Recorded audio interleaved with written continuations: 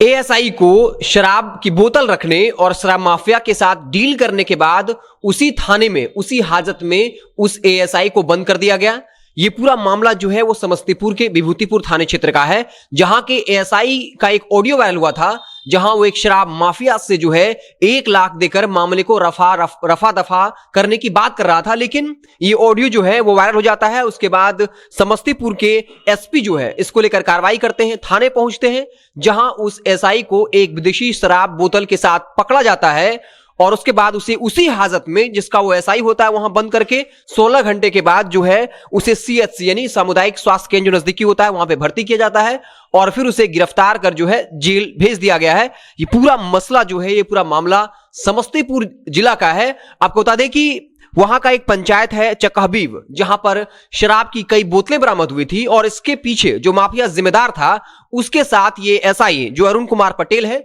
वो फोन पर बात करता है और कहता है कि 1 लाख रुपए दो, पूरे मामले को रफा दफा कर देंगे, केस से तुम्हारा नाम निकाल देंगे। ऑडियो वायरल होने के बाद वहां के एसपी को जब इस बात का पता चलता है तब वो थाने पहुंचते हैं और फिर इस पूरे मसले का उद्भेदन होता है। तो लगातार ऐसी खबरें आ रही हैं कि कैसे थानेदार जो है वो खुद शराब का सेवन कर रहे हैं या फिर शराब माफिया के साथ डील कर रहे हैं। एक बात और दिलचस्प है, गोपालगंज से जब एक मसला आया था जहां एक एएसआई जो है खुद शराब के नशे में रहता है और वहां भीड़ में महिला की चेकिंग करता है शराब के नाम पर, जिसके बाद जो है जब ये वीडियो वायरल होता है तब उस पर कार्रवाई होती है। गौर करने वाली बात यह है कि जो भी एएसआई पर, थानेदार पर या पुलिस कांस्टेबल पर शराब पीने या फिर शराब रखने या फिर शराब माफिया के साथ डील करने पर सजा हो रही है, दिलचस्प बात यह है कि हर किसी का ऑडियो या वीडियो वायरल हो रहा है तभी उस पर कार्रवाई हो रही है। और स्वाभाविक तौर पे वो यहां के एसपी पर दबाव बढ़ाता है जब सीएम नीतीश लगातार शराब को लेकर इतने सख्त थे और कह रहे हैं कि किसी को बख्शा नहीं जाएगा।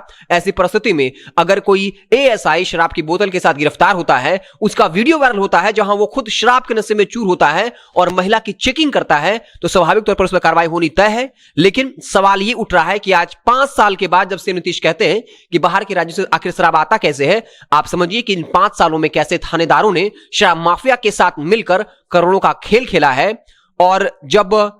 पूर्वी चंपारण से एक एक्साइज और जो मद निषेध के जो सुपरिटेंडेंट थे उन पर कार्रवाई होती है तो उनके पास ये खबर मिलती है कि उसने 5 साल पहले ही नोट गिनने की मशीन खरीद ली थी और जब बार बार वहां के लोगों के द्वारा शिकायत की जाती है उसके बाद उस पर कार्रवाई होती है, जबकि वो 5 साल से जो है शराब माफिया के साथ मिला हुआ था, लगातार नोट छाप रहा था, लेकिन लोगों के दबाव के बाद जो है उस पर कार्रवाई होती है। तो लगातार ये सवाल उठता है सीएम नीतीश कुमार के उस फैसले पर जब उन्होंने कहा था कि अगर किसी थाने के इलाके से